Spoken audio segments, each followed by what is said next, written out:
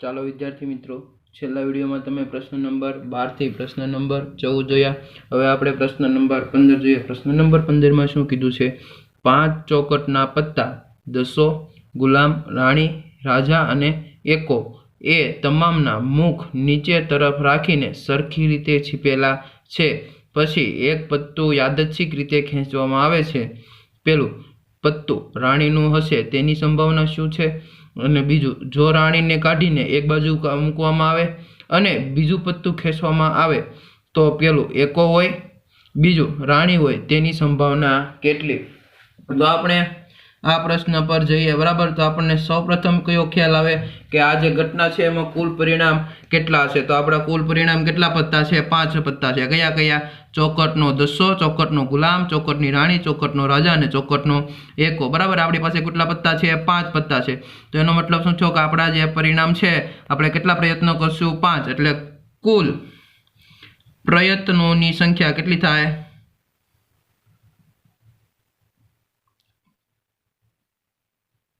કેટલી થાય? 5. બરાબર, કેની માટે? તો પહેલા આપણે જોઈએ, આગળ જોઈએ. પછી શું કીધું છે કે એ તમામ મુખ નીચે તરફ છીપેલા અને એને હરખી રીતે મૂકેલા અને એમાંથી એક પન્નું યાદચ્છિક રીતે ખેંચવામાં આવે છે. તો આપણે સૌપ્રથમ શું ફાઇન્ડ કરવાનું છે? પત્તું રાણીનું હશે એની સંભાવના. એટલે આપણે પહેલા ધારી લઈએ.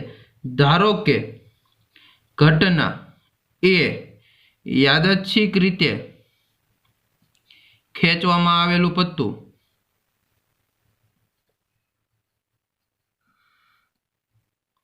કયું હશે?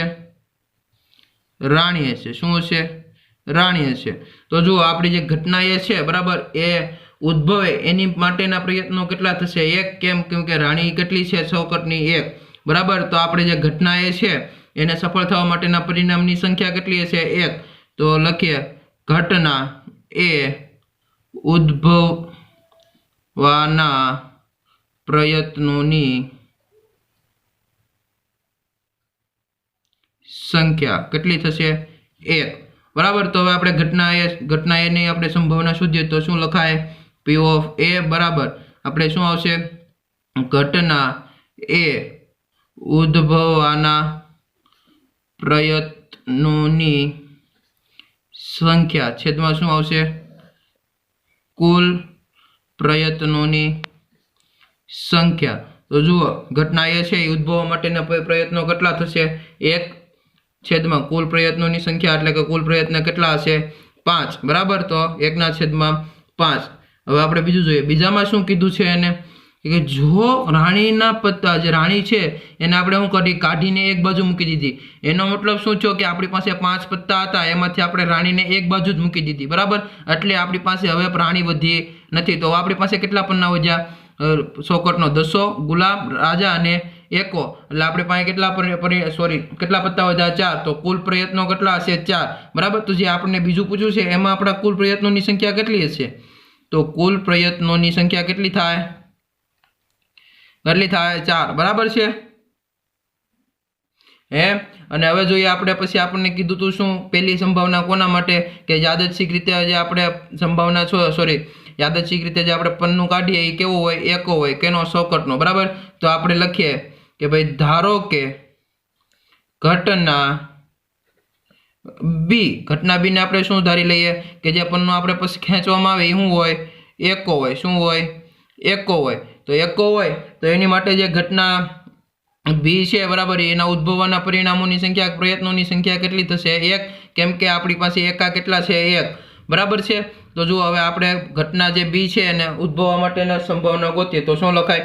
ઘટના બી ઉદ્ભવવા માટેના પ્રયત્નોની સંખ્યા છેદમાં કુલ પ્રયત્નોની સંખ્યા. તો જે ઘટના બી છે એની ઉદ્ભવવા માટેના પ્રયત્નોની સંખ્યા કેટલી છે? 1. તો 1 છેદમાં કુલ પ્રયત્નો કેટલા છે? 4. તો 1/4. હવે જો આપણને બીજું શું કીધું છે કે રાણી હોય તેની સંભાવના કેટલી? તો આપણે રાણીને શું કર્યું? તું પન્નામાંથી એક બાજુ મૂકી દીધી હતી. બરાબર, તો આપણી પાસે જે 4 પન્ના હતા એમાં રાણી હતી જ નહીં. એટલે પહેલા તો આપણે ધારી લઈએ. ધારો કે ઘટના સી શું હોય? રાણીનું પત્તું હોય. હવે ઘટના જે સી છે એ આપણે સફળ થાય એવા પ્રયત્નો કેટલા? તો કે એકય નહીં. કેમ? તો આપણી પાસે રાણી છે જ નહીં, તો એની આપણે જે પસંદ કરીએ પણ એમાં રાણી હોવાની જ નહીં, બરાબર. તો જે ઘટના સી છે એના ઉદ્ભવવા માટેના પરિણામોની સંખ્યા કેટલી? 0. તો આપણે જે ઘટના સી છે એની માટે સંભાવના ગોતીએ તો P ઓફ C બરાબર શું આવશે? 0. શા માટે? કેમ કે આ જે ઘટના સી અશક્ય છે. કેમ કે ભાઈ આપણી પાસે રાણીનું પત્તું છે જ નહીં, તો આપણે એને લાવીએ ક્યાંથી? ખબર પડી વિદ્યાર્થી મિત્રો? હવે આપણે જોઈએ પ્રશ્ન નંબર 16. તો જુઓ પ્રશ્ન નંબર 16 માં શું કીધું છે? ખામીવાળી 12 પેન આકસ્મિક રીતે 132 પેન સારી પેન હતી એની જોડે ભળી ગઈ છે. એવું શક્ય નથી કે કેવળ પેનને જોઈને જ કહી શકાય કે પેન ખામીયુક્ત છે કે ખામીયુક્ત નથી.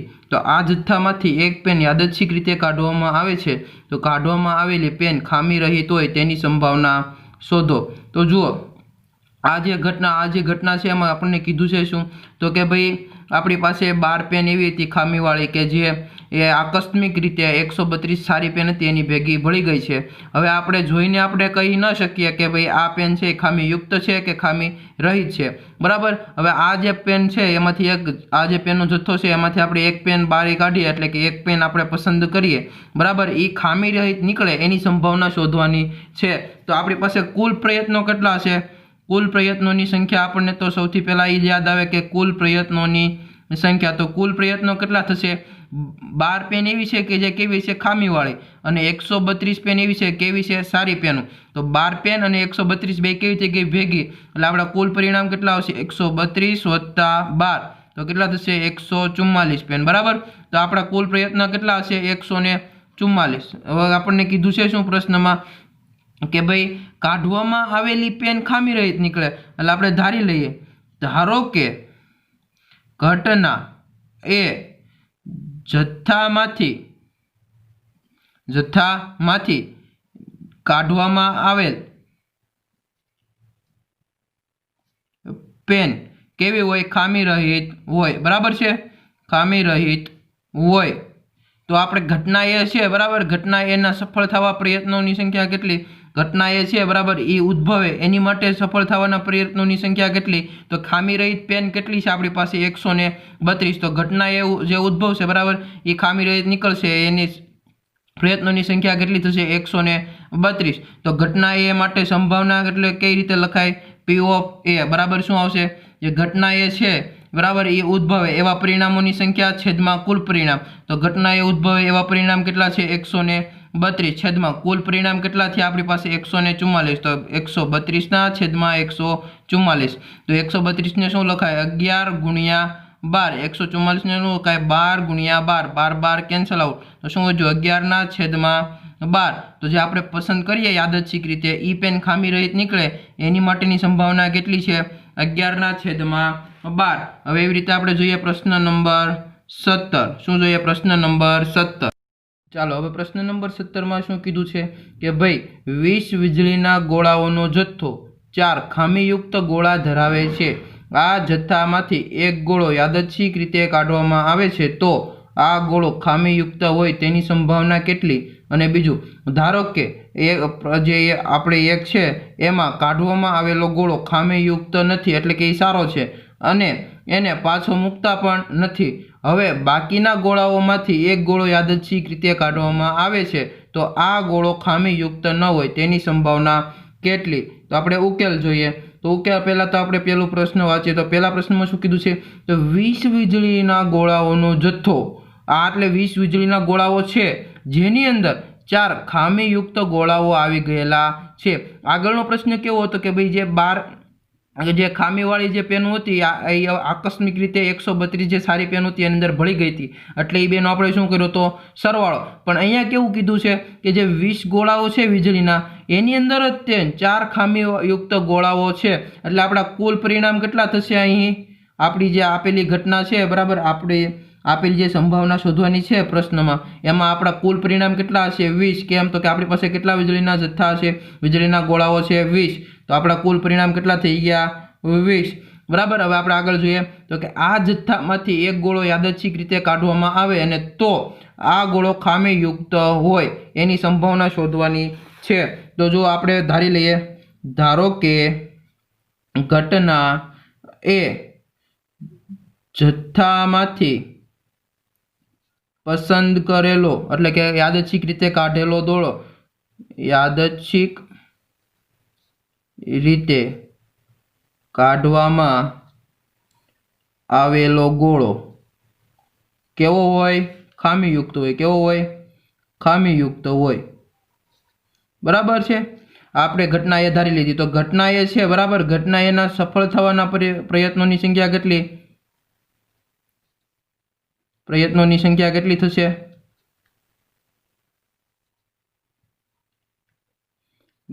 ખામીયુક્ત ગોળા કેટલા છે? 4. તો એના પ્રયત્નોની સંખ્યા કેટલી આવશે? 4. તો હવે આપણે P of A એટલે કે ઘટના એ ઉદ્ભવે એની સંભાવનાની આપણે શોધવી હોય તો શું આવશે? P of A બરાબર ઘટના એ ઉદ્ભવવાના પ્રયત્નોની સંખ્યા છેદમાં કુલ પ્રયત્નોની સંખ્યા. તો ઘટના એ છે એ ઉદ્ભવે એવી કેટલા સંખ્યા છે? 4. તો 4 છેદમાં કુલ પ્રયત્નો કેટલા છે? 20. તો 4 છેદમાં 20 એટલે કેટલા આવશે? 1 છેદમાં 5.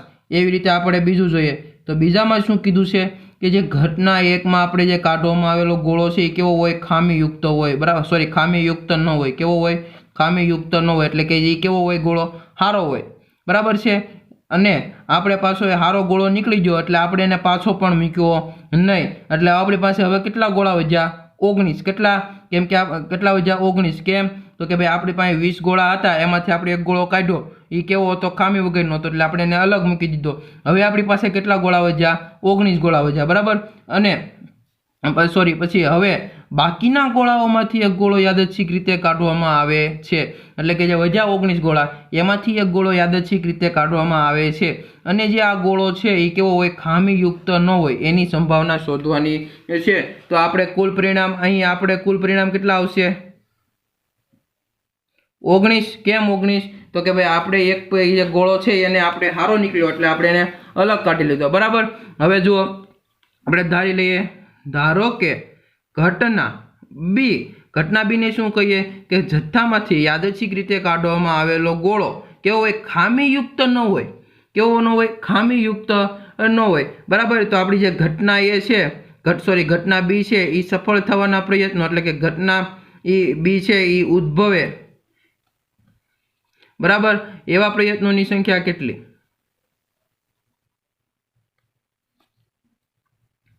તો જો આપણી પાસે જે ગોળા હતા એ કેટલા? 20 ગોળા હતા. એમાં 4 કેવા હતા? ખામીયુક્ત હતા. બરાબર. હવે આપણે શું કર્યું કે ભાઈ એક ગોળો કાઢ્યો એ ખામીયુક્ત નહોતો. તો આપણે એક ગોળો એક કાઢી લીધો તો આપણી પાસે કેટલા ગોળા વધ્યા? 19. 19 ગોળામાં આપણી પાસે કેટલા ગોળા એવા છે કે જે ખામીયુક્ત ન હોય? તો જુઓ આપણી પાસે કેટલા ખામીયુક્ત ગોળા પહેલા નહોતા? તો 20 ગોળા હારા 20 ગોળાનો જથ્થો હોય તો એમાં 4 ખામીવાળા હતા એટલે ખામી વગરના કેટલા થયા? 16 થયા. કેટલા થયા? 16. પણ એમાંથી આપણે એક ગોળો કાઢી લીધો એ કેવો હતો? ખામીયુક્ત નહોતો એટલે એક ગોળો 16 માંથી એક આપણે કાઢી લીધો એટલે આપણી પાસે કેટલા ગોળા વધ્યા? 15. તો આપણે જે ઘટના બી ઉદ્ભવે એવા પ્રયત્નોની સંખ્યા કેટલી થશે? 15. ખબર પડી વિદ્યાર્થી મિત્રો? અહીંયા 15 કેમ એવા મેં 16 શા માટેનો લખ્યા? કેમ? તો કે ભાઈ જે 16મો જે ગોળો હતો એ આપણે કાઢીને અલગ મૂકી દીધેલો છે. બરાબર. તો ઘટના બી ઉદ્ભવે એવી સંભાવના આપણે શોધવી હોય તો P of B બરાબર ઘટના બી ઉદ્ભવે એની માટેના પરિણામોની સંખ્યા કેટલી? 15 છેદમાં કુલ પરિણામ કેટલા થયા આપણા? 19. આવડી આ ઘટના માટે. બરાબર છે. તો ઘટના બી ઉદ્ભવે એવા પરિણામોની સંખ્યા ઘટના બી ઉદ્ભવે એની સંભાવના કેટલી? 15 છેદમાં 19. જો વિદ્યાર્થી મિત્રો અહીંયા મેં સૂત્ર લખ્યું નથી, તમારે જાતે લખવાનું અને લખવાનું એ ફરજિયાત જ છે. બરાબર. એ તમે લખી જ નાખજો. જો તમને આ વિડીયો ગમ્યો હોય તો લાઈક કરજો, શેર કરજો અને સબસ્ક્રાઈબ કરજો અમારી આ ચેનલને.